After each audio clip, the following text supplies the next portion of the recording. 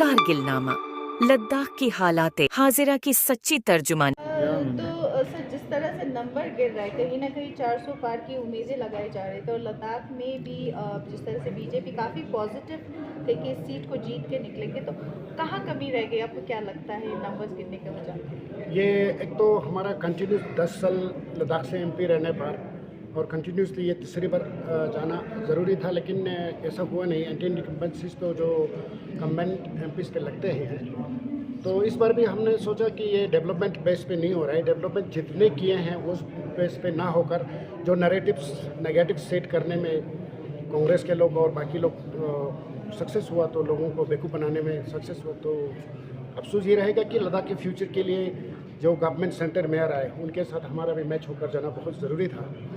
अब जो लोगों का फैसला है। जी, तो सर आप जैसे कह रहे थे लोगों को बेवकूफ़ बनाया है, तो क्या इस समय क्या आपको लगता है कि जिस तरह से पब्लिक आम जनता जो डिमांड कर रहे थे या 4 पॉइंट एजेंडा पे बात कर रहे थे या क्लाइमेट फास्ट पे जिस तरह से बैठे हैं, तो तब भी आपको लगता है कि लोग इतनी जल्दी बेवकूफ़ हो गए क्योंकि कांग्रेस पार्टी ने भड़काया? अब देखिए ना, जैसे कांग्रेस हो या इंडिपेंडेंट कैंडिडेट हो, 4 पॉइंट एजेंडे पे क्या कम कर पाएंगे? नंबर 1 करना तो सरकार ने है, तो सरकार जब गवर्नमेंट नहीं आ रहा है तो लोगों को बेवकूफ़ बनाने में सक्सेस हुआ ना। अदरवाइज हम भी ये नहीं चाहते कि हम भी हमारे प्रोटेक्शन के लिए हो, सारे जो लद्दाख के हित में जो भी है उस फैसले में हम भी मेहनत करेंगे, लद्दाख को अच्छा 10 साल आपको अपॉर्चुनिटीज़ मिला। इन 10 सालों में भारतीय जनता पार्टी कर सकते थे, आवाम के उम्मीदों में उतर सकते थे, कहाँ कमी रह गई? कैंडिडेट चेंज हो, इस वजह से कमी रह गई कि क्या हुआ इसमें? ये लद्दाख में जो पोलराइजेशन होते हैं, एक तो कम्युनल बेस पे होते हैं और दूसरा रीजनल बेस पे होते हैं, तो उसकी कमी की वजह से जो डेवलपमेंट हुआ है, जैसे भारतीय जनता पार्टी ने लद्दाख को जो 70 साल से नहीं हुआ, लद्दाख को यूटी बना के कश्मीर से अलग करके बहुत सारे डेवलपमेंट और सब कुछ हो रहा है। हाँ, कुछ कमियां रह गया होगा लोगों को, क्योंकि इसको देखकर हमें भी उम्मीद था कि भारतीय जनता पार्टी के फेवर में लोग सपोर्ट करेंगे। अब जो नहीं हो रहा है तो कुछ तो कमियां हमारे में भी रहा होगा।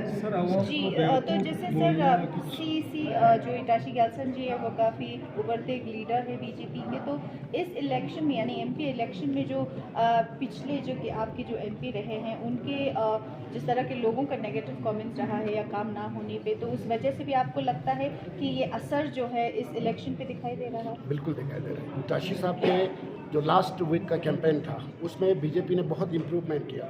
अदरवाइज तो पूरा कम्युनिटी को नेगेटिव ही मोबिलाइज करके रखा था।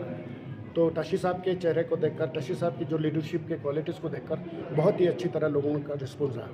तो सर, जिस तरह से जांस्कर और नुब्रा को डिस्ट्रिक्ट का दर्जा देने वाला था शायद एमसीसी से पहले, शायद वो ना देने की वजह से भी शायद आपके इस नंबर्स में कमी आ गई। बिल्कुल बिल्कुल, जो कमिटेड बातों को टाइम पे नहीं होने पर भी लोगों में निराशा है। तो अभी तो वही कह सकते हैं कि डिस्ट्रिक्ट देना हो या जो भी करना तो हमें ही पड़ेगा। अब हनीफा जी जीतने जा रहे हैं तो हम भी मदद करेंगे। सर, कहीं ना कहीं अभी नेशनल के जिस तरह से काउंटिंग देखे जा रहे हैं और उम्मीद बहुत ऊंचा रहा है बीजेपी का, तो अभी काफ़ी टक्कर के रहे इंडिया अलायंस और आईएनडी का, तो उस पर क्या यही है, जैसे मुझे भी लग रहा है 400 पर नहीं हो रहा है, बट बीजेपी का कोई तकरीबन 250 तक आने का चांसेस है और इंडिया अलायंस के साथ 300 से पार जाएगा, तो कंफर्टेबली सरकार बनाएंगे। Thank you sir.